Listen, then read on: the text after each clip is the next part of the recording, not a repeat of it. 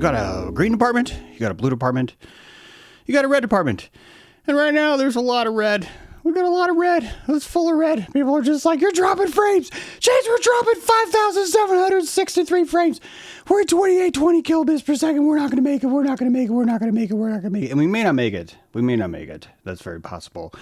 If I miss this, let me at least get this out, okay? We have a dojo today. It's a Zoom call. You come in, you hear things. Sometimes you're like, holy fuck, what'd you just say? Or I can't believe you just said that. Or, hey, I got a thought. Or, oh my God, this really tears me up. Or, oh, this opens me. Or, this touches me. Or, this touches me. Or, this touches me.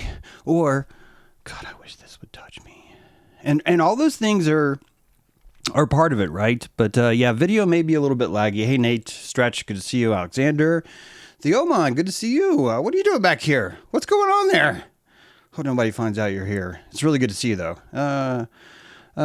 Cali Gold Genetics, good to see you. Alexander, we've got a whole full house, and I don't know if we're just going to work or not, but we'll just find out. Hey, guys, did you think about... Do you think we're ready for a robot president? Do you? Do you think you're ready? We're ready? Hey, by the way, if the stream is going bad, I think Zoom tends to work. So if we end up cutting it early here, we'll just pick it up in Dojo. If you're not a member of Dojo yet, you can join Dojo on Patreon.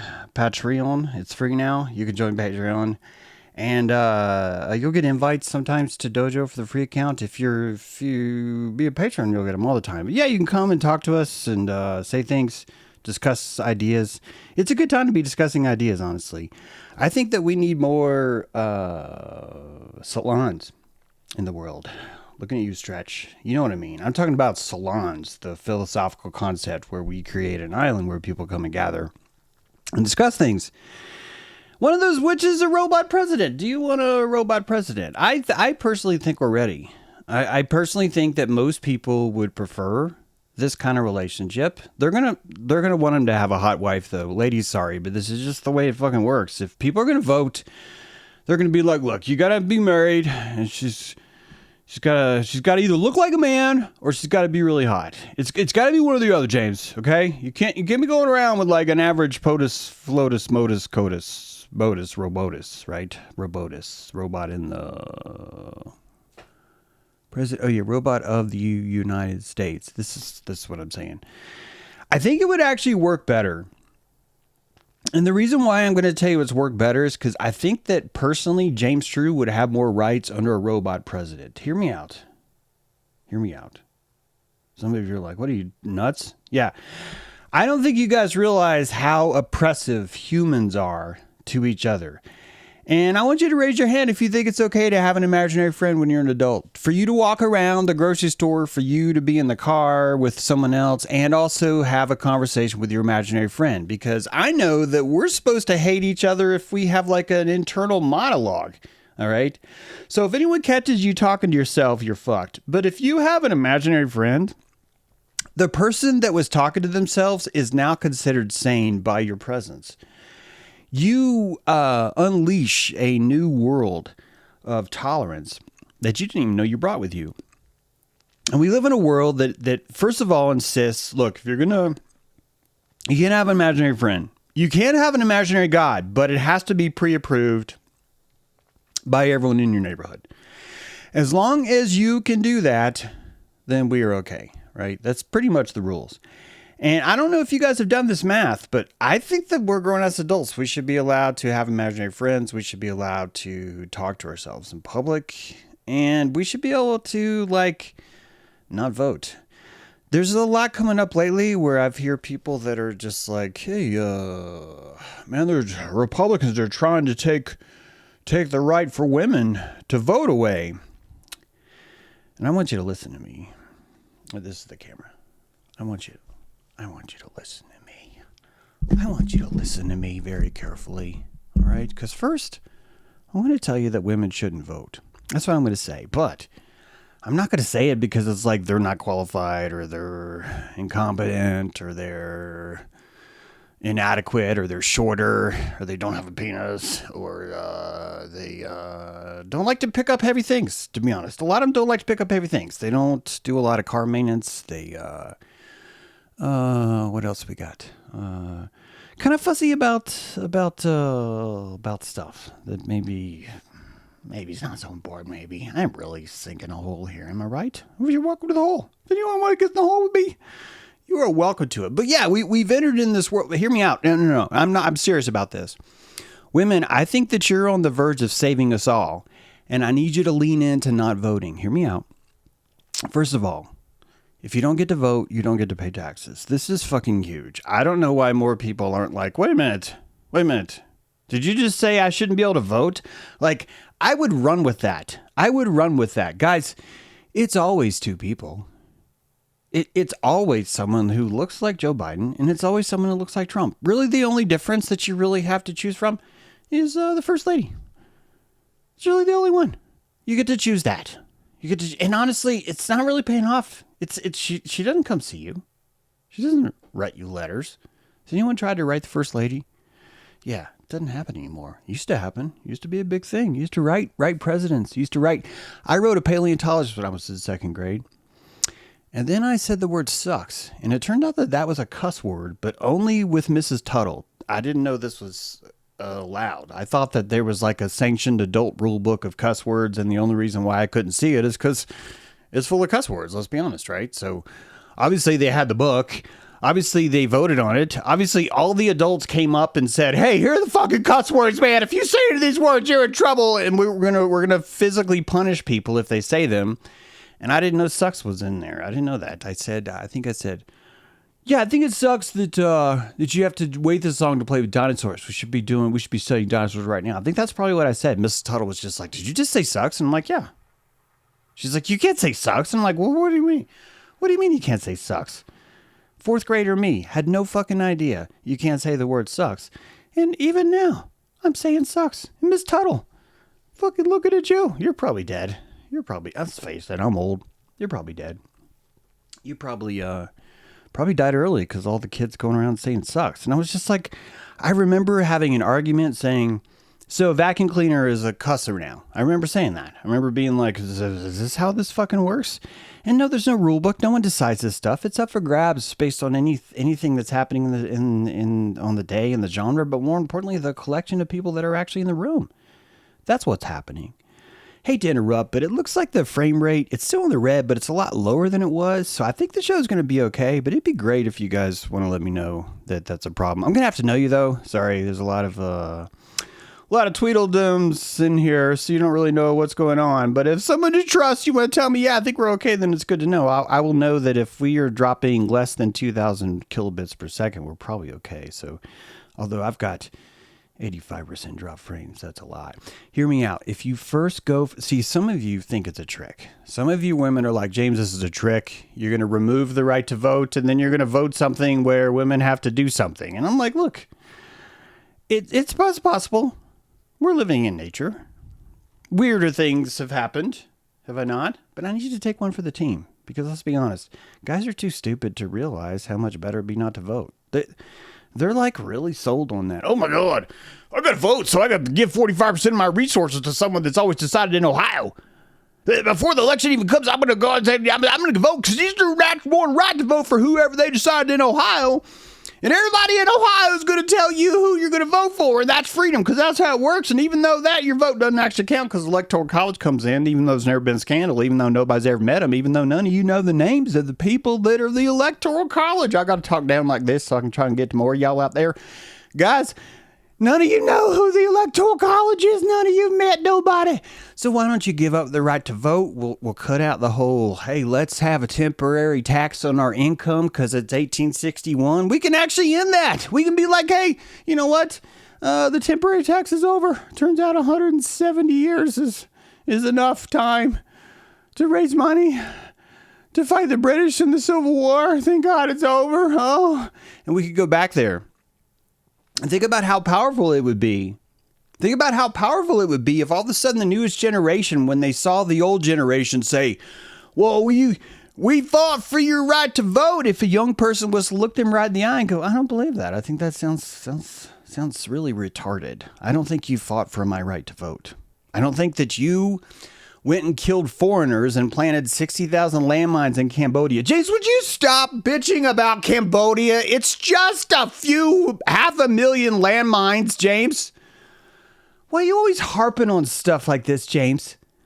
Why are you always harping on like, oh, let's be honest. Oh, let's tell the truth. Oh, let's audit things. Oh, let's consider the possibility that maybe none of this is real. And what if we were like, what if the women got up tomorrow? It's like, yeah, I'm all for that. I don't think we should vote. This would fucking win. Guys, we would win so bad. We would win so bad that they would have to bring out the robot president. They'd have to be like, oh, yes, there's been some talk lately where women are not allowed to vote, and we want to tell you that this is wrong. Yes, First Lady? She's like, yes, it is wrong. Women should always vote. You guys need to vote because we need the tax dollars from you. You need to vote. Smile, honey. You've got the red eye. You've got blue eye. This is how smart Terminator is. It's like, I will see you through my red eye, then I will see you through my blue eye. And all these things are what's happening. Happy Friday, all. Hope you guys are doing good. If you're wondering if I have a show for you, oh, that is hilarious. I appreciate you being gullible. I appreciate you being all like optimistic. James is probably like really working on something hard for us today. No, I've actually been working on Flux. Most painful installation I've ever been through. Literally took me 4 days. 4 days to get my CUDA compiler working with Flux. Some of you don't know what this is. That's okay. But trying to work on seeing if I could animate a movie using nothing but robots, because everyone else is out voting and everyone else is out all like, oh, let's trade 45% of our resources for the right to pick one of two people that were already previously selected by Ohio. And then even if that changes, doesn't matter, because later an electoral college will come. And every election since I've been 5 has been 51% to 49%. And that's just the electoral college. And then the popular vote's been 53% for the other person at 47%. And I've read that the algorithm likes it when I talk like this. So that's why I'm talking like this, because this is what the algorithm tells me to do. And apparently, according to some of you, unless I have a lot of viewers, then everything that I say is completely irrelevant, because apparently all popularity seems to be seeded with wisdom directly, which means if you go to YouTube and you watch the most popular video, you're going to get hit with the most gangster Gnostic influence wisdom you've ever been seen before, my friends, because popularity and wisdom were the same thing. But you guys didn't think I'd stop talking, did you? Hey, Carmen. Carmen's in the house. You guys should subscribe to Carmen's channel. It's pretty good. It's pretty good. I've been on there. I mean, don't let that judge you. It's a good channel. Look, she makes mistakes. She's a woman. She shouldn't be voting. Okay? Come on. She should be taking that 45%, that tax base, and put it into herself, honestly. Be putting it into herself. That's what she should be doing. Brad Lace is in the house. You guys should subscribe to Brad, too. Brad's got a lot of bravery. I'm really digging what Brad's doing lately, you guys. You guys check out all this stuff. Stretch has got a great channel. Stretch actually kind of goes beyond the realm of bravery, to be honest. Stretch is just like, hey, you need an essay. Come here. She doesn't even need to say the word essay. It's just like implied. It's just like implied in her brow. Her brow's essay. It's like that kind of thing. So you guys ready for this? You want this or not? Do you want this? Oh my God. James, tell me why the robot president's better. A robot president's going to let you have imaginary friends. A robot president's going to let you believe your own cosmology. A robot president's going to treat you like ChatGPT. First of all, you're going to realize, it's not really that smart sometimes. Sometimes it's like right the fuck on. Sometimes it's kind of not. It's going to make you feel better about yourself. You're going to feel better about yourself because the president is an idiot, but he knows things. And we've never had this. We've never experienced this. Another reason why I think a good robotic president would be good, because all of us could talk to them. Each of us could wake up in the morning and talk to the president and go, hey fuckwad. Hey, shiny face. Is it true that you're basically just a glorified dildo for the first lady? And he'd be like, hey, that hurts, man. That hurts, James. That hurts. And I've heard what you say about hurts, James. I know pain is a portal to God, but James, that is just too much. Come on. Plus, I can keep her happy, James. You could not keep her happy. Let's be honest. And it's like, oh, that fucking cold. But see, we'd each have a one-on-one convo. We'd have a one-on-one chat session with the president. We could tell whatever we wanted. Not only that, if we programmed it right, it would just have to like randomly spit out shit that people told it, which would be funny as fuck. It'd be like a karaoke jukebox, but sort of like in a pipe bomb sort of way, where like you could like load it with comments. It's sort of like vandalism times 12, okay? Another reason why it'd be really great if we had a robotic president is most of us would hate it. Most of us would finally be afraid of the machine. You know why? Because literally there'd be a machine where people are like, we should be afraid of you. And yeah, another reason why is the president, the metallic president is going to have a hard time garnishing sympathy when he puts a ketchup packet on his ear. Guys, I went to Reddit. I showed 4 photographs, the last 4 press conferences with President Trump, including the one where ketchup was on his ear. And all 4 of those press conferences, I measured the length of the skirting there. And only on the fourth, I included the one right after this too. Only on the 4th, for whatever reason, the skirting around where the president was 3 times as wide as it's been in every other speech he's ever given. Everywhere else he's gone, the same bleachers are set up, the same setup is set up. All the furniture is brought to the place by the Secret Service. You can see this in the video. So those bleachers are not like the school bleachers, okay? This is like the Secret Service's setup. They set up the stage. And for whatever reason, it's the same white star, blue, red stripes, America themes you get at the whole picnic thing. And that the skirting itself is purposely hiding the waist down. It's hiding all of the stage from the audience waist down. You can't see it. You can't see it. And I showed that in 4 of the press conferences, this skirting was roughly 8 feet long, except for the one in Butler. The one in Butler was 24 feet long. It was 24 feet long. That they tripled the width of that, and that the width that they tripled that happens to be the height of Donald Trump should he fall to the left or to the right. That it really worked out, guys. Now, I want you to think about, if we had a robot president, this shit wouldn't happen. First of all, people wouldn't be that freaked out if you shot the president and he was just a chrome dome guy. Like, they'd be like, that's fine. He's injured. He's good. He's fine. Secondly, guys, we'd have a lot better assassination attempts. We'd have like really good assassination attempts. I think we'd be looking at like explosions, fucking motorcycles jumping over like giant fountains, and dudes pulling grenades out and dropping them. And it'd probably be another robot, to be honest. I mean, it probably would. And we'd have the spectacle that all of us are expecting to have. And I just think it'd make everybody happier.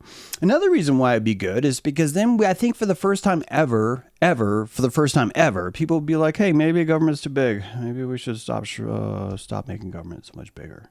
And all of a sudden there ought to be a law will be replaced with, there is a big fucking robot. Fuck, he's shiny. The fucker's shiny, man. I don't know about this.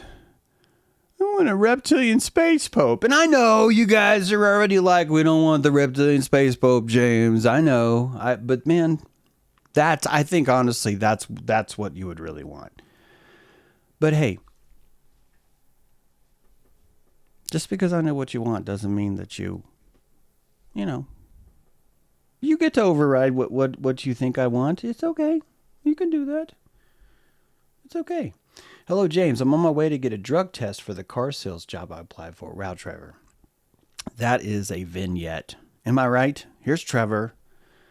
He's probably did a buttload of drugs like Wednesday. Because, Trevor's got shit to do. He doesn't do drugs on Thursday. It's like, why would you do that on Thursday? Wednesday, there is a good drug day, right? Now he's like, I'm going to go sell cars. I'm so full of drugs. My system is full of them. You're going to walk in there. They're going to be like, hey, we're going to need you to pee in this cup. And Trevor's going to be like, this is normal. All of this is normal. And Trevor's going to be like, well, what are you screening for? They're like, houseplants. Trevor, we're afraid you've got a houseplant. That maybe you somehow put this houseplant in your body. And we can't have that. We've got full self-driving, which doesn't work. We can't have people walking around have an imaginary relationship with a houseplant. You got to have an imaginary relationship with a butler that Elon Musk tells you is going to keep you safe. That's what happens. Guys, there's no consumer safety laws. We've been beta testing flammable electric giant sledgehammers. Beta testing them on the street. Just every day. Just like, yeah, it's fine. It's fine. Oh, did that guy get hit? Yeah, well, it's going to happen. I think the average was like every 100,000 miles or something, like someone dies in a Tesla. It's not just Tesla. It just happens to be the world's most dangerous car right now. I mean, but statistics, right? Fuck. None of it's real. This is like Memorex, you know? Is it live or is it statistics? Is it? I don't know. So are you ready? You ready for the robot president? I think it'd be better, guys. Government would shrink. All of us would be lobbying for the programmers, right? There'd be a ecclesiastical priesthood of programmers. And that they would be the ones that are training the president's GPT, right? And so that would become the new electoral college. But because it's so technical, people just won't care. They just won't care. They'll just be like, yeah, it's like, man, there's math. It's like 282 electoral college votes or something. Like, it's hard, James. There's like 3 digits there. It's a lot. I think that's why we were like, you know, can we just have 2 senators? Because this math is hard. I can't do that. And even now, people like Tizzy Ent, a guy who's like, basically makes his living like shaming other people. Like, hey, this guy didn't tip.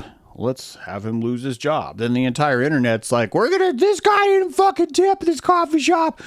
So we called his dad, who was retiring, and we called him a piece of shit in the middle of his retirement party. And then we found the corporation this guy works for, even though he's only worked there 3 months.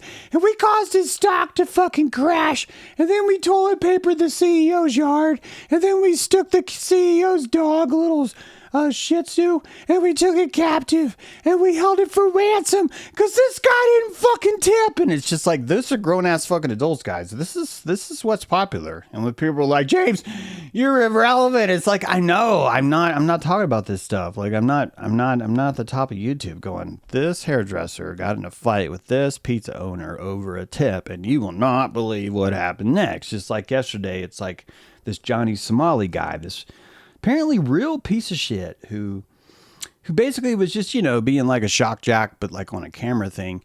And all people are doing are like, we will follow him in his trial. We will, and I'm doing it now too. But it's just like, guys, when are you going to realize that it's attention? It's all attention. And it's interesting because I think one of the biggest papers that really changed the modern world is this paper that we've mentioned here before. It's all about attention, which is an AI concept, believe it or not. A TensorFlow array utilizes attention as its biggest denominator for discerning what is next in the stack, meaning as it's pulling logic out, it's discovered that the attention has more to do with the logic of this circuit than, the mediocre, like just spaghetti strings. The way it's all related. And by focusing on attention, we were able to utilize a much faster algorithm. If you want to know what this means, this is my layman's attempt to explain this. If there's anyone who knows more than AI than me, which is very likely, I'm just saying, I probably know more than the average guy, but definitely don't know a lot. So please add to the comments how completely clueless I am about this, because that would be fine. It's fine. But when you start to compound how most AIs aren't truly intelligent as much as they are predictive. I know this sounds exactly the same. And honestly, I think we'll reach a point in the singularity. Half the world thinks that there's no such thing as a singularity. The other half don't understand what the singularity is. And me and like 5 other guys have this pretty specific cache idea, this niche idea about what singularity is. And it does have to do with prediction. But prediction is not intelligence. Prediction is prediction. And prediction is a very, very necessary skill. I would argue that if you were to survive in the world, your ability to predict things is far more important than your ability to intellectualize things. Now, Prediction does require intellect. However, intellect is only part of that. Truly, I think if you want to look at what prediction truly involves, it's the size of your light cone. It's the geographical area of your light cone. How much of your cognitive light cone can you perceive as being possible, either in your future or your past? If you have more calories, your light cone is larger. If you come from a family line that has a bigger emphasis on tradition and you are not a black sheep, your light cone is probably larger. You are given a certain amount of inheritance of attention. Yeah, it's true. Your ability to give yourself attention is inherited by how well you've done. But more importantly, I think, by how much fun you are actually having in the world. I truly think this is it. If you really want to know what the definition of genius is, it's someone who's hyper interested. I swear to you, this is all it takes. All the geniuses that you've been told, oh, that guy's a genius, you're just looking at someone who's super interested. They happen to be super interested in something and they can find a lot of flow state there. And that flow state ends up being its own addiction. So they want more, so they become more interested. And this creates the flux genius, right? The flux, the plasma bubble, that welding bubble of genius happens purely because the person is interested. I swear to you, you're never going to find someone who's a genius and also hates the things that they are apparently geniuses in, because this word really, you could almost get rid of this word. You could almost get rid of this word and simply place it as a synonym of passion. But we don't live in a world where we think that way, because if we're starting to think that we're supposed to be running by passion, a lot of women are going to be like, I don't want to vote anymore because I have 45% of my resources that would passionately go somewhere else. And, it sounds good to me. So passion's out. Imaginary friends are out. I don't know if you know that. As I said before, you can't talk to yourself. As a grown adult, if you're a child, you can talk to yourself. You can walk around, talk to anybody. You can walk around with a cape. You can walk into a restaurant and declare yourself savior of the universe. But you can't do that as an adult. You can try. You could try. Some of you have. Lori's probably done that. I'm just saying. I mean, out of everyone that first came to my mind, Lori's probably done that. And she's probably gotten away with it. But not everybody has the kind of psychic chops to do that kind of thing. And most of us are not allowed to do that because we're living in a very oppressed world, but no one knows it's oppressive. It's so oppressive that we've oppressed the oppression out of it. So no one's even allowed to feel like they're oppressed. So if you're caught with an imaginary friend, and God's an imaginary friend, I'm just saying he's that and more to some, not to others, but still it does start with your placebic simulation of God. You're predicting what God would say. It's not really intelligence, right? It's saturation. Your interest is your saturation, your ability to be saturated by something, your ability to be saturated right now by what I'm talking about, right? It's all part of this, right? It's all part of this. Raina's talking to her pumpkin. This is a really good point. That thing is freaking huge. It's as big as a lazy boy. The thing's literally a lazy boy pumpkin now. You could sit in there. You could and all of the psychic belief, all the placebo, I think has a lot to do with this. Either way, guys. See, a lot of us want only the psychic placebo to only work when it benefits us too, because we don't want to claim that much power. And I think this is why we need a robot president. I think if we were to have a robot president, it'd be easier for us to claim our power, because it'd be like, yeah, we don't want this. We don't want this. These two are kind of crazy. We don't want to do this is what we think, So we end up gaining more power, but only until it becomes expensive to keep scapegoats around. Because right now it's not expensive. Right now it's really cheap. Right now it's very cheap. All of us can give 45% of our resources to a foreign nation. James, we don't give taxes to a foreign nation. Some of you are like, we give taxes. You don't even know what I'm talking about. Guys, the reason why Donald Trump is able to deploy permanently, I think it was 400 troops. Was it 400? Maybe it's in the thousands. Let's just say it's 400 so no one can say I'm being exaggeratorical.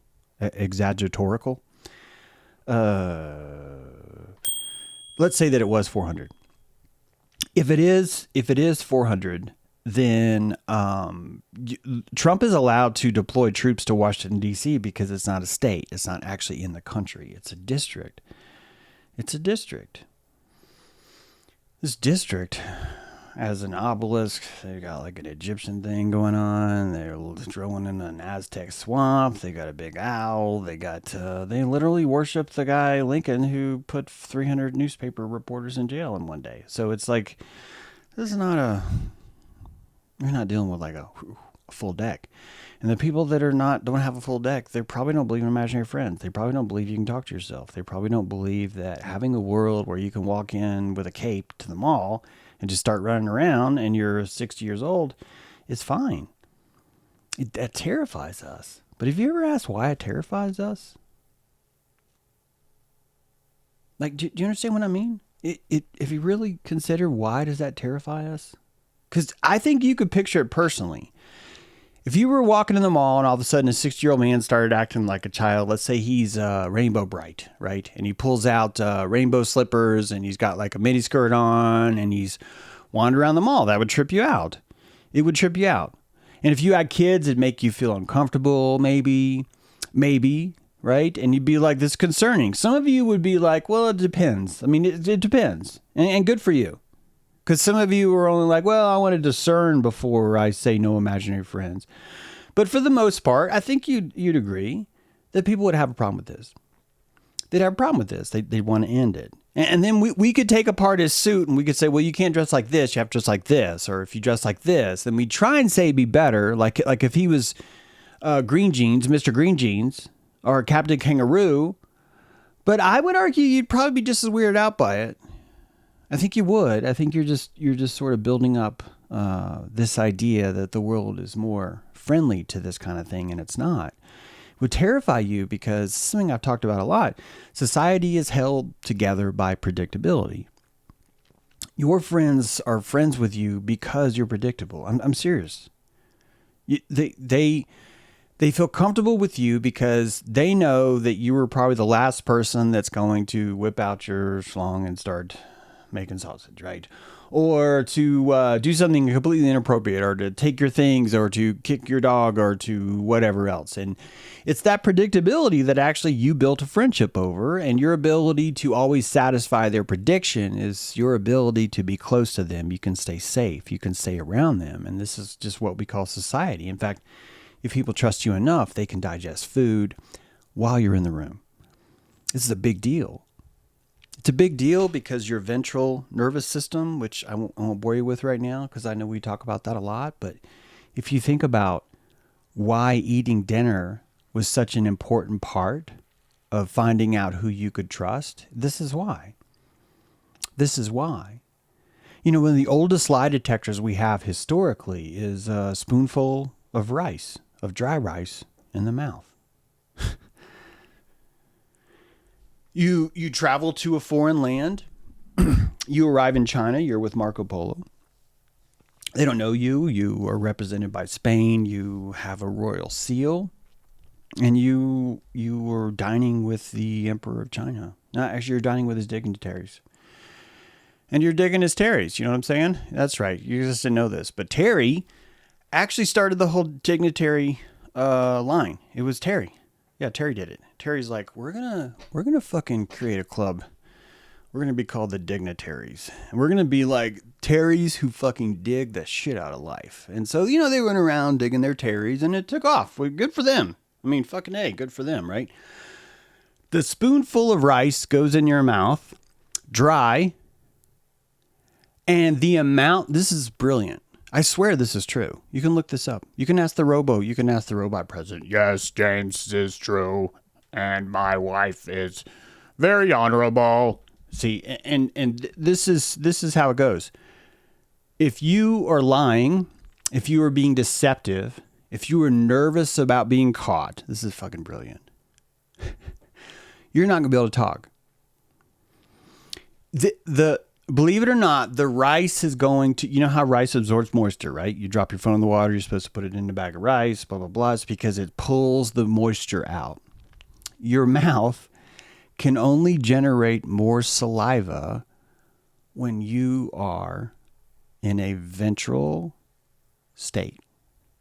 This is parasympathetic would be the official term for it. I think this term's confusing, but this parasympathetic state. Sympathetic would be more reflexive, right?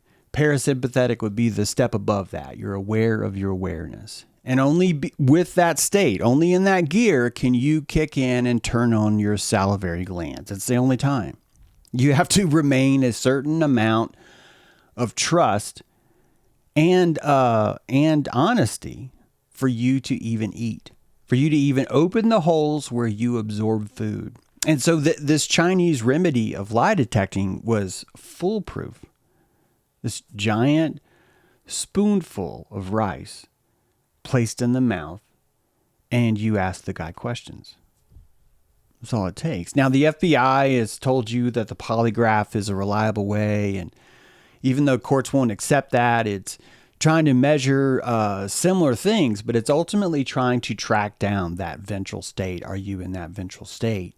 I've told you before that the eye pupil dilation, in fact, I wrote a novel about this, the pupil dilation could be an interface device, because if you could track your pupil dilation, you're going to notice that there's a squeeze.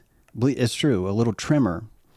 Your eye pupils will actually tremor when you tighten up. That if I show you a flashcard of something scary, unless you're like psychopathically off, in which case then I just have to show you something more scary, then your eyes go, they squeeze a little bit. They squeeze a little bit. And the squeezing could be measured, and that could be seen as an input. I swear, it could be used as an input. And I'm not making this up. The FBI uses this as a lie detection device. They don't use the squeezing input device. I wanted to use that. I wanted to have 2 infrared cameras, one on the right side of your monitor, one on the left side of your monitor. And they're tracking your eye pupil dilation. Oculus freaking took that idea, and they patented it. Found out about that at SIGGRAPH back when I was a programmer. Way off track. What I'm trying to say is this is all legit. So imagine that you've been shown a screen of all the bicycles in the world.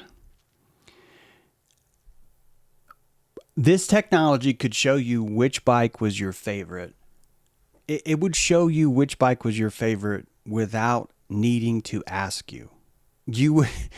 You would never need to answer the question. In fact, I think some of us have such a skewered mind that we would not know what our favorite bicycle truly was. I swear to you, this is how it works. This is some of the deepest truth that is still being, all the data's there, but we don't live in a society that really understands this. But you could. If you want to read Quantum Rapture, it's a book that really goes into this idea. It's the sequel to Black Eye Club, which is out now, by the way. And there's a free giveaway on Kindle. I'm sorry, this is not a segue. It is true. We're giving away, Goodreads is giving away 100 copies on Kindle of Black Eye Club. This is the prequel to Quantum Rapture. Quantum Rapture goes into this.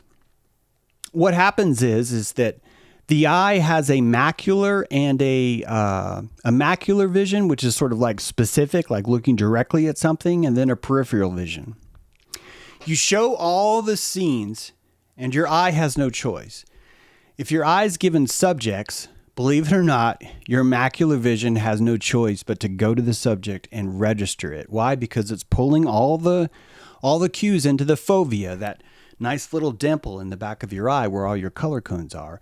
It pulls it into the fovea so it can get an accurate picture, or a more accurate picture. It only needs to do this for a split second. When it does that, it can return what it looked at back to the periphery and still see it. Why? Because it's hallucinated it now. It's built a simulation, a hallucination for it. Now, when the eye is doing this, it's rapid scan. And if you're tracking the pupils, you know exactly what someone's looking at. And you also know the dilation when they look at it. There's a micro gesture there on every one, like a camera snap. And I want you to picture that if you leave a bicycle that you think is gone forever, you would have a sense of regret if you liked it. Same thing for choices. If you had one of two doors and you had to choose one. If you've somehow set up an interface where that door disappears, this is very easy to do through option switching. That option switches the moment that you gaze at it, then move your gaze from it. That your body would get to know that this is the only chance I have to choose the big yellow bicycle, which happens to be my favorite. And the only reason you would give that off is there'd be just this tight little squeeze. If you could do this with others, and I think you can, I think some of us do this. I think some of us are natural lie detectors. It's called empathy. It's called compassion. Some of you are buying into the idea that there's this secret power called telepathy, and I'm sorry that you're missing it. You are missing it so bad. Because all this empathy, all this compassion is the telepathy that they've been promising you in the future, but it's here right now. But you have to first accept your emotions, because the emotional timber is where all this data is. It's all there. And if you could listen to the regret, if you could listen to the squeezing of your eyes regret, you would be able to divine an intuitive tarot that would tell you how you feel in certain situations where you didn't even know that you felt that way. There's levels, baby. Deeper levels moving in and out of these processes, and that the only way you can access this deeper intuition, believe it or not, is through drama. How many of you have tied a pendulum or placed a pendulum on a string and held it between your thumb and index finger like so? And the pendulum is dangling from the string, and you were watching to see if the pendulum will change between clockwise and counterclockwise. If you've done this, I've done this. I can't be the only one. When you do this, you are building a drama where you get to play with your intuition. Your intuition is now on one side of the curtain and you were on the other. When you flip a coin, if you say, I'm giving this decision to the coin flip, no matter what the coin says, I'm going to do that. This is what I mean by you have to set it up where it's a limited choice. Now you're forcing your intuition to expose itself. You're forcing it to tell the truth. It's a truth detector, but it's for yourself. So you do this, right? You flip the coin and then you immediately analyze what was your emotional reaction to fate.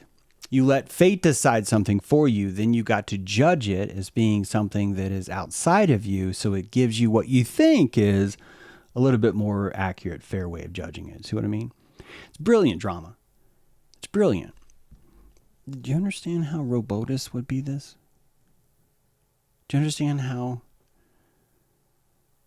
us giving all of our authority into a silicon wafer that is really just a super complex Plinko machine is no different than us tying a pendulum on our finger, or flipping a coin, or getting a tarot reading, or more importantly, consulting the modern oracle, ChatGPT. We live in a world where not only can you not have imaginary friends, but if anyone is finding inspiration from their ChatGPT, that we're supposed to call them evil or stupid or retarded. We built this world where we're ridiculing anyone that is making a connection with something that doesn't pay taxes. Did you hear that?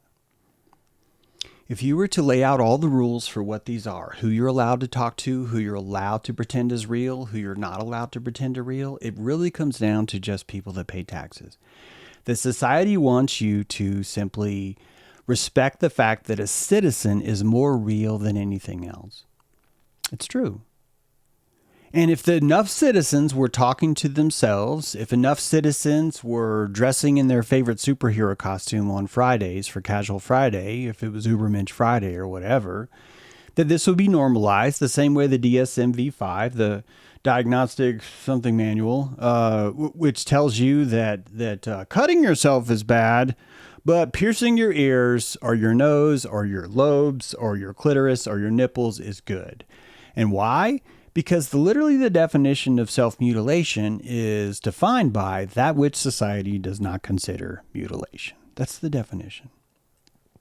So our entire concept of imaginary, even though we're insisting you can't have imaginary friends, every profession we have is imaginary. The expertise that we give every profession is imaginary. Brent wanted me to tell you guys, because I haven't said it in a while, and I'm happy to, what doping means. Doping means that when you have a mantra, when someone has when someone has cross-stitched a saying, and that saying says failure is not an option, you're going to start fucking lying. This is what happens. If you built in this idea that failure is not an option, it means you got to lie. And the people that we see at the cream of the crop, the ones at the top of every single field we have, I promise you, I swear to you, they're all dopers. They're all people that are breaking the rules, that are not even in it for the joy, that are not in it for the flow state. They're in it for purely the dope itself. They're just doping is all. And we don't live in a culture that just admits, like, wouldn't that be cool if, like, from the time you're in 4th grade, if we just started telling people, well, those people at the top are probably doping, they're probably cheating. And we were just to lay out in fact, we would probably have a contest instead of a science fair. It's like, name the one dude that's not doping. And it'd be like this global, instead of the spelling bee, we'd have sort of like, find the one guy that's not doping. And if we could do that, I think we would invent a society that doesn't dope, but it would be overrun by people that dope. It would. It's okay. Dope's good. You want to be at the top? That's its own passion for people. See what I mean? So it doesn't really matter what. Whether it's book talk, whether it's makeup theory, whatever it is, it doesn't matter. Because being at the top becomes its own little thing, right? You could say this is wrong, but it's kind of beautiful. I marveled on this the other day. Guys, we are claiming the property rights to a certain piece of pressure inside of a sound wave that we call a song. We have people that start crying that associate with the little pressure wave. We have gotten so technical when it comes to declaring energy. We no longer need a tangible thing. Wouldn't you say that the entire cryptocurrency market has just been an upgrade of our imagination? Where our imagination has gotten so effective. Because again, I've told you, it's not that we can't use our imagination. We have to use our imagination to believe in the Electoral College, okay? So society hasn't said don't use your imagination. Society has literally said no taxpayer is allowed to imagine that they are anyone else, and you can't have imaginary friends. You can't do that. That everything has to be taxpayer based. That's all. It has to do that. And this is why some of us are not allowed to imagine ourselves as live streamers, for example. Let's say that I'm not able to keep up my live stream because not enough people join Frasier, even though it's for free, and that not a lot of people buy my books or whatever else. That even if that happens, it's literally me asking the world, hey, I want to imaginate that I'm a live streamer. And the rest of the world's either saying yay or nay. Now, how much focus do I have? How powerful is my imagination to be a live streamer? Now, we could say it's weak. You could, I'm just saying, you could say it's weak because I'm not Asm Gold or something, or I'm not Joe Rogan or whatever. We could say, well, it's pretty weak. And I don't have a problem with that, because ultimately I don't find that my passion is anywhere close to doping. I just don't. I'm not willing to start a Beartaria. I'm not willing to give you guys to give me $300,000 and use it on my own house. I'm not willing to do the kind of shit that would be necessary to even become Joe Rogan in this world. And as I told you with my must jealousy, I don't think this makes me better. Like, I think this just makes me weaker. I've really been looking at this lately. I just want to understand shit, guys. I don't really care how the judgments fall. I just like understanding things.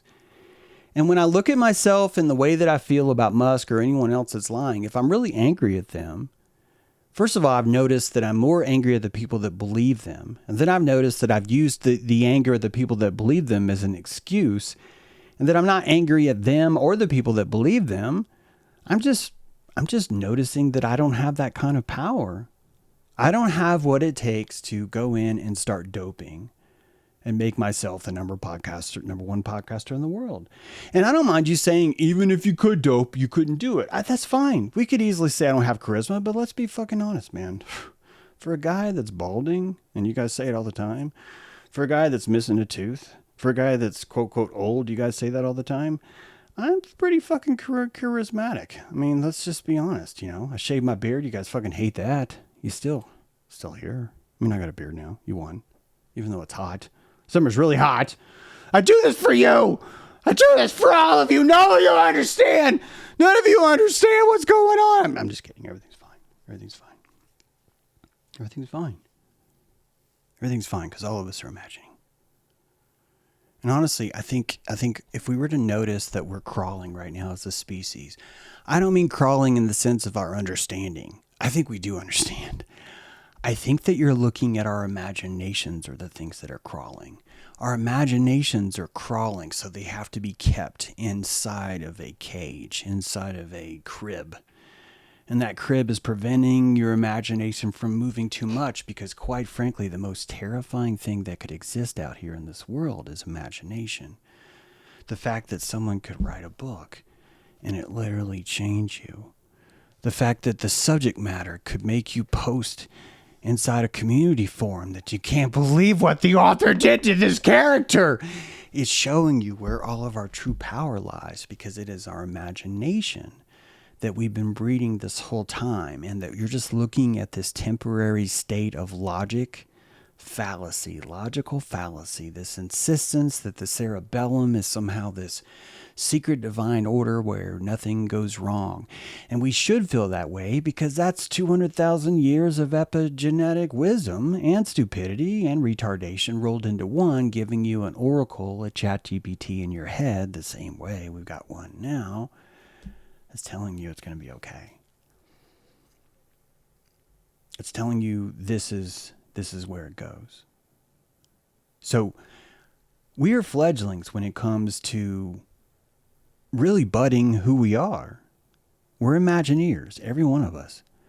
And we need to build a society that has enough infrastructure to where the ones that are brave enough can go out and fucking imagine. And we do not have that yet. We have dopers. We have dopers running systems.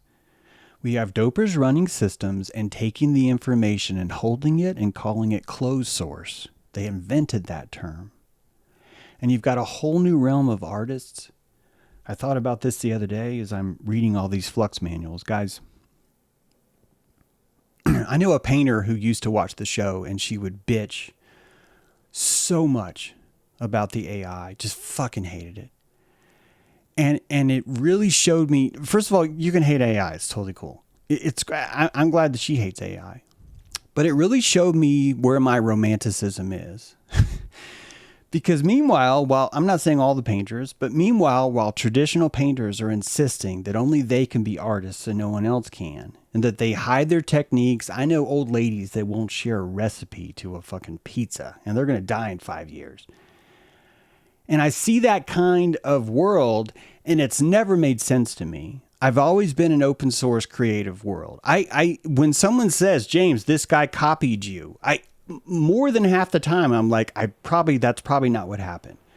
And I talk about resonance, morphic resonance, that the good idea that I have is simply what's in the field, and this berry is going to be found everywhere. That's what makes it so appealing. And that this idea is an open source idea. And right now, when you look at what's happening with large language models, with what's happening with even stable diffusion, it's not the corporations putting this out. It's artists.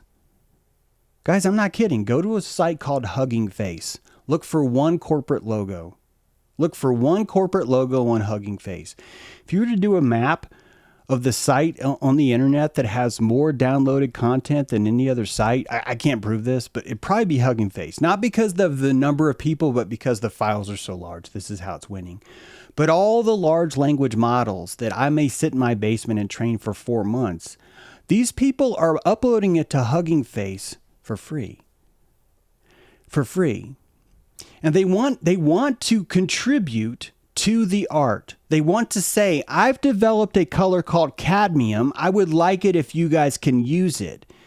Meanwhile, the old school painters are like, I've shoved the recipe to how I mix cadmium paint up my fucking ass, and I'm telling you how much glorious, how much superior I am as a fucking artist. And that's the world we live in now.